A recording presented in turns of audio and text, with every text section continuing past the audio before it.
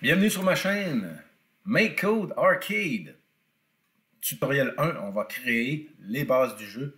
On va seulement placer que quelques blocs pour avoir tout de suite un peu d'action sur notre écran.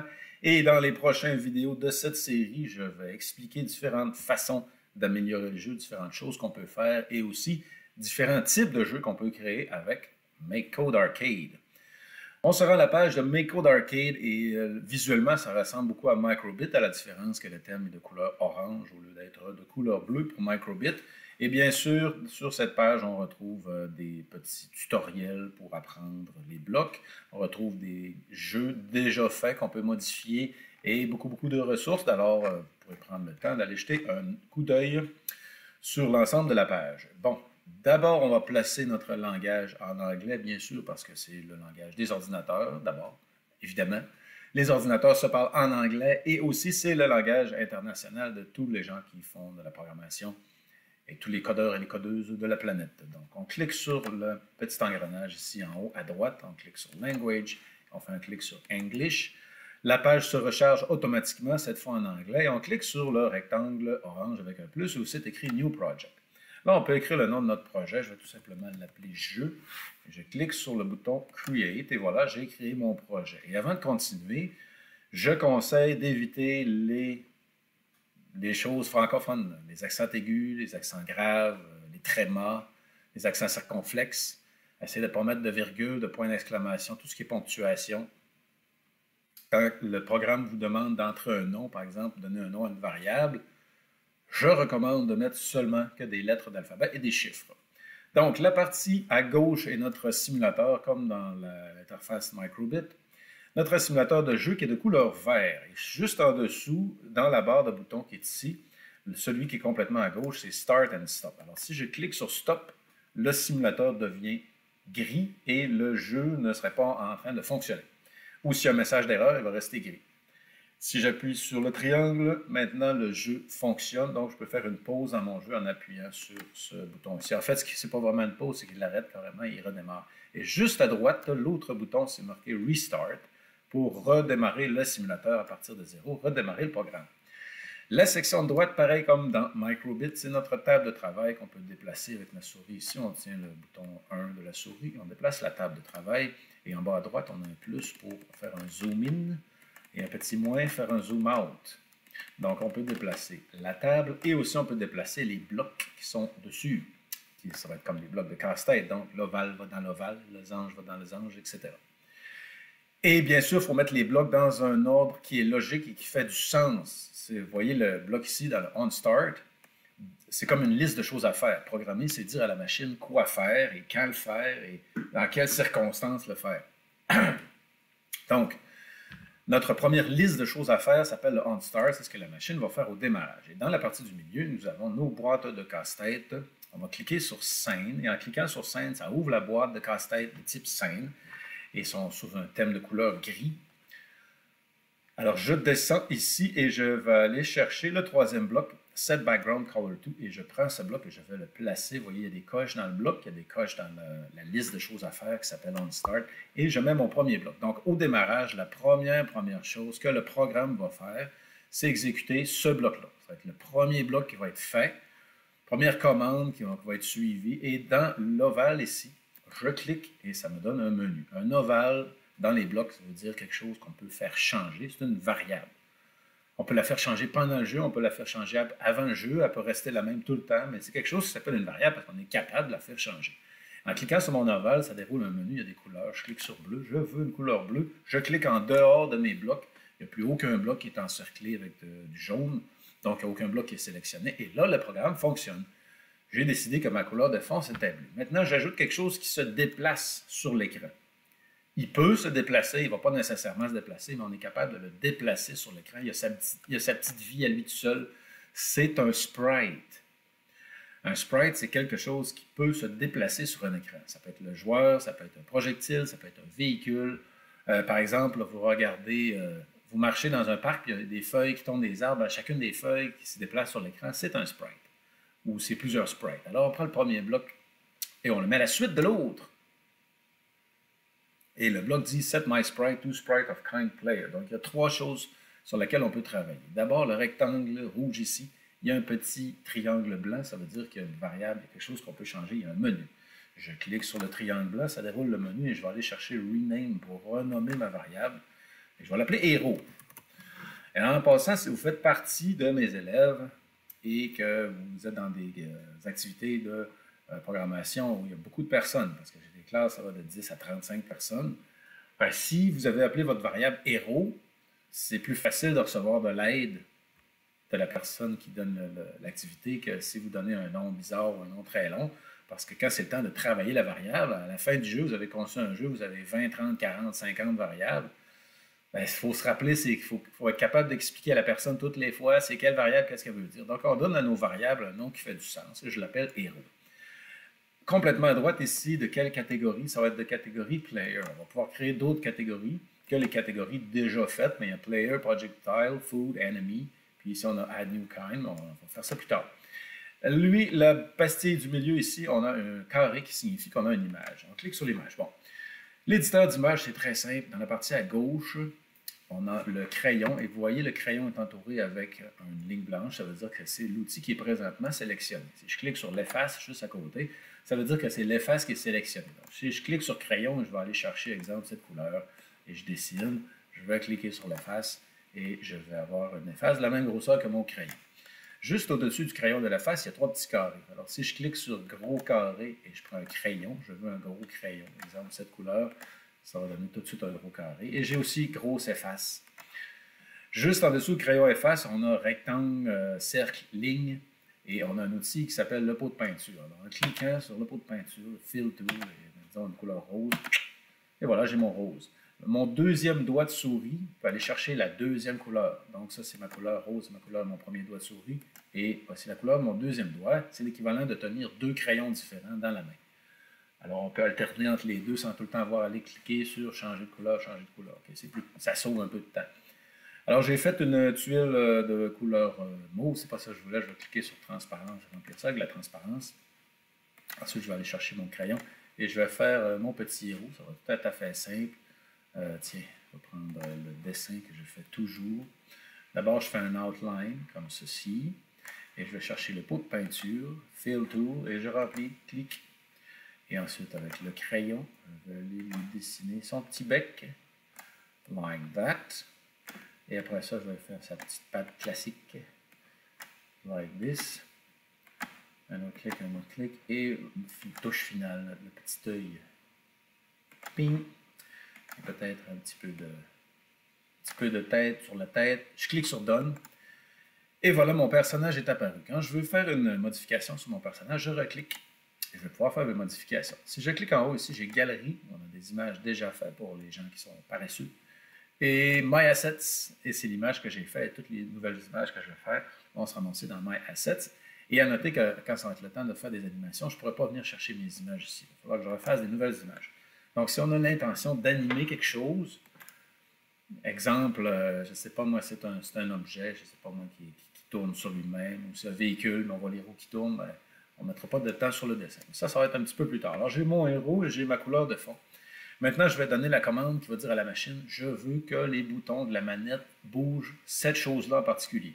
Alors, je clique sur contrôleur, parce que c'est le joystick, le gamepad, et on prend le premier en haut qui dit move, et on le met à la suite.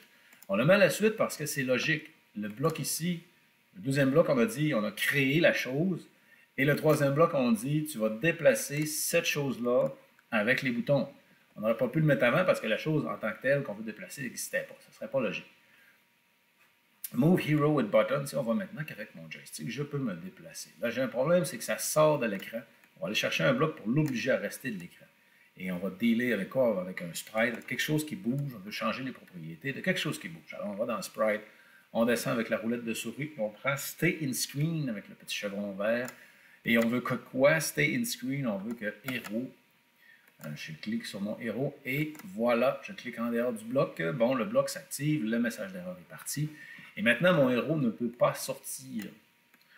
Quand on va arriver pour faire une map avec des plateformes, on va rajouter des plateformes plus tard, ce bloc-là, on va devoir l'enlever.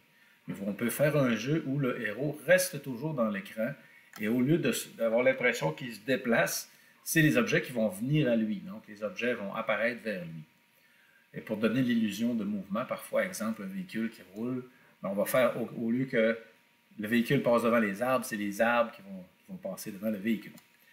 Bon, là, j'ai ma couleur de fond et j'ai mon héros et je voudrais créer un ennemi qui va apparaître de quelque part, disons du côté droit de la carte.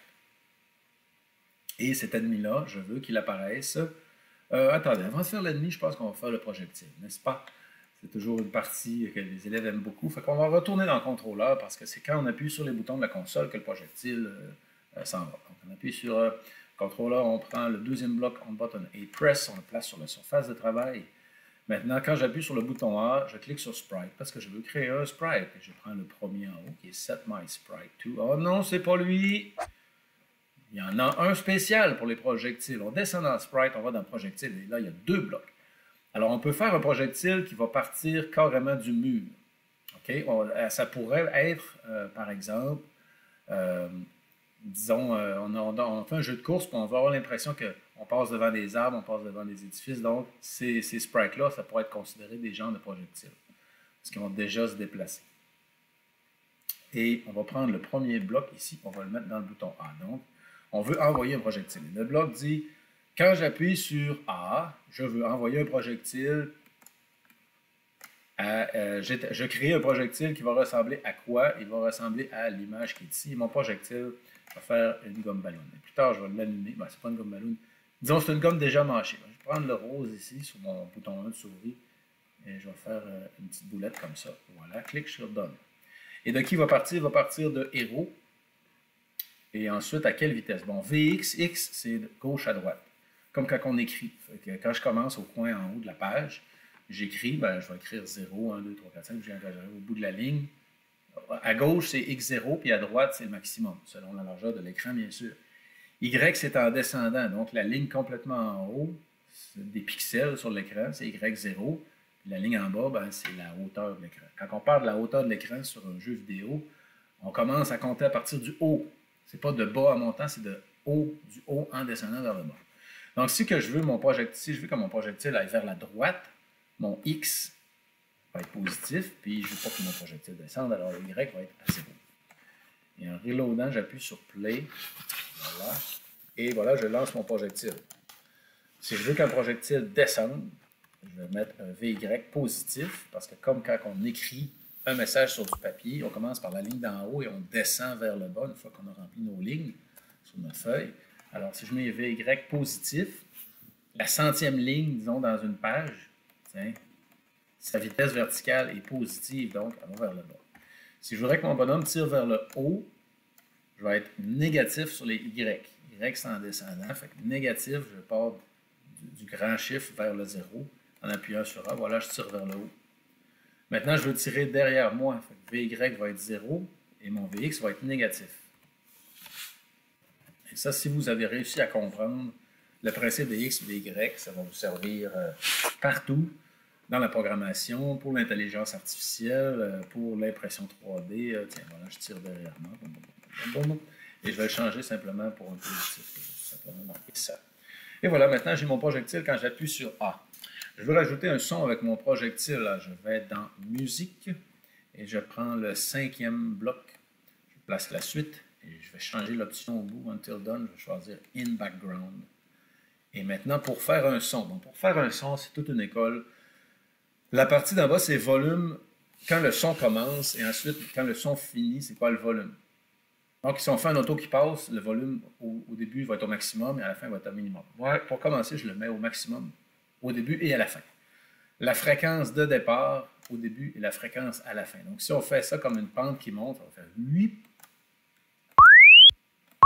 Je ne sais pas si vous l'entendez, je l'entends dans mon casque d'écoute. Oui. Et si on met la fréquence de départ élevée, plus élevée que la fréquence de la fin du son, mieux. OK.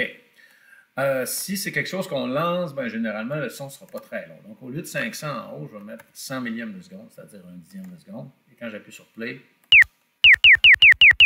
ça va me satisfaire comme ça. Il y a plusieurs effets. Il y a vibrato, que la fréquence va monter et descendre tranquillement. Et on a trémolo, c'est le même principe, mais qui travaille sur le volume. OK, donc je vais laisser mon son et quand mon son est fait, je peux cliquer sur le X. Bien sûr, on a une galerie avec des sons déjà faits. Et on peut utiliser l'éditeur ou l'un ou l'autre. Et à la différence des images, les nouveaux sons qu'on crée, on ne peut pas les mettre dans une banque de sons et aller les chercher plus tard. Il faut toujours les faire un par un. Et là, le résultat, c'est quand j'appuie sur A. Voilà, ça lance. Maintenant, on va faire apparaître un ennemi. Et l'ennemi va apparaître au hasard du côté droit à toutes les 15 secondes. Et après ça, on va mettre la commande. Qu'est-ce qui arrive quand mon projectile arrive sur un ennemi?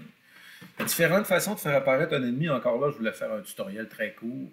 Juste mettre le minimum, mais dans les prochains tutoriels, on va aller de façon beaucoup plus développée et élaborée. D'abord, on va créer un ennemi qui apparaît du coin de l'écran, du côté droit, à toutes les 20 secondes. Donc, on s'en va dans Game. Et dans Game, on a un bloc très important qui nous permet de faire quelque chose à un certain intervalle. C'est le deuxième qu'on place ici sur notre surface de travail.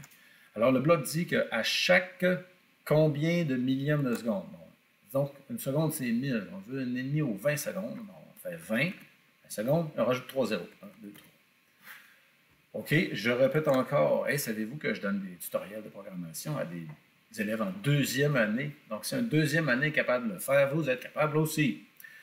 On veut que quelque chose arrive à tous les 20 secondes. Et en électronique, on compte en millièmes, donc c'est 1000, 20 000. C'est-à-dire 20, ajouter 3 zéros. Donc ici, dans le chiffre, on clique, le chiffre devient gris, on est prêt à écrire 20 avec 1, 2, 3 zéros, pas d'espace, pas de virgule, pas de point ni rien.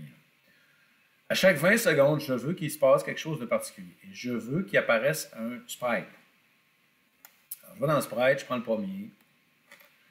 Et je vais changer tout de suite la catégorie. Je vais aller chercher la catégorie enemy au bout ici. Et je vais aller la renommer, cette variable. Je vais l'appeler enemy 1.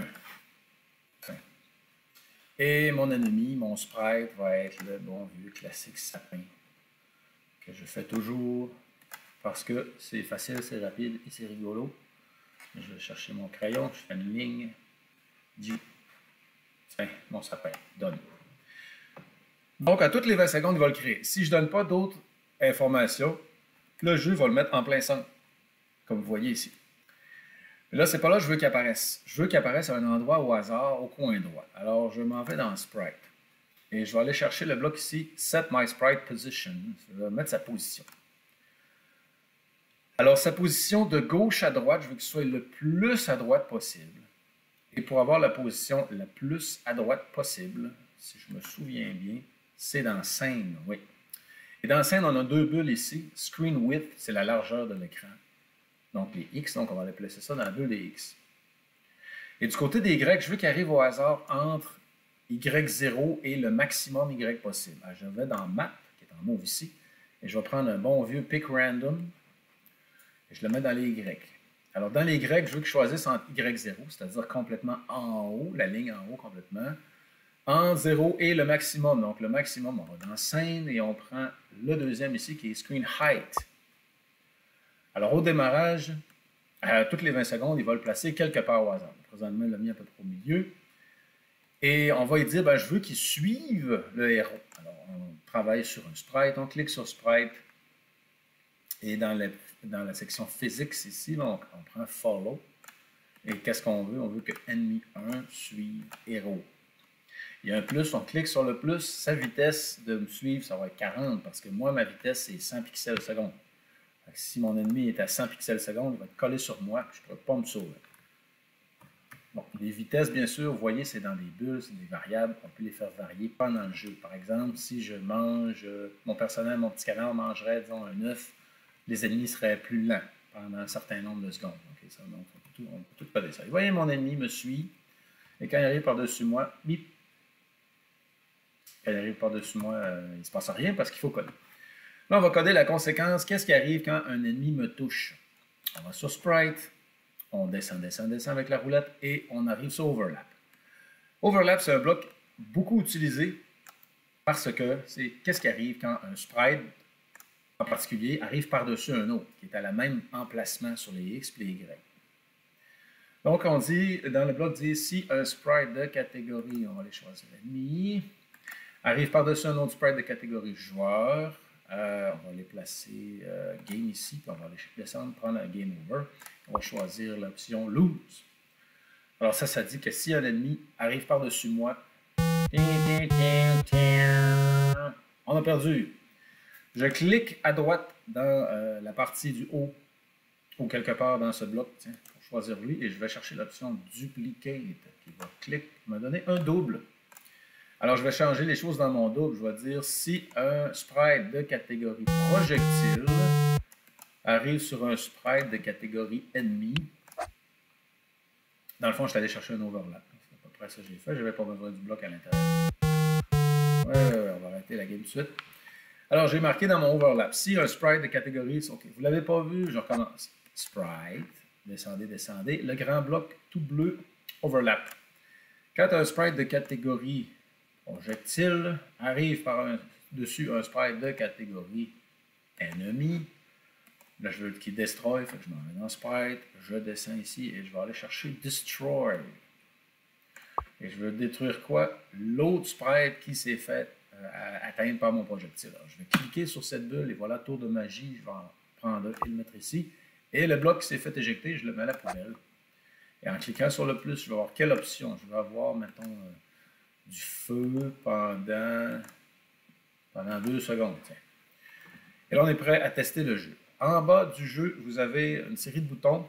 Le premier, c'est Start and Stop. Le deuxième, c'est Redémarrage, Reboot. Le troisième, touchez-y pas, c'est Debugging, pas utile pour la plupart de mes élèves. Disons, touchez-y pas, ça fait partie de mes élèves. On a un mute ici, fermer le son. Et on a un raccourci qui nous montre toutes les façons qu'on peut utiliser le clavier pour jouer. Et on a un mode ici où on peut en prendre une photo. Et le mode plein écran. Alors, en se mettant plein écran, et j'appuie sur Play.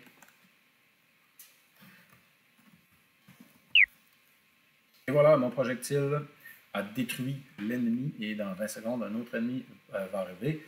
Différentes façons de jouer. Avec la main droite, on peut utiliser les flèches. Et la main gauche, on va avoir Z pour le bouton A et X pour le bouton B.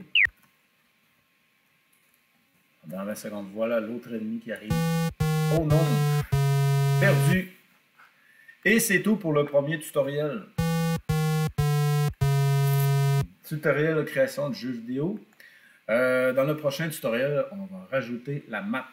On va rajouter une tile map. Donc, c'est une carte avec des plateformes. On va rajouter la gravité, le bouton sauter.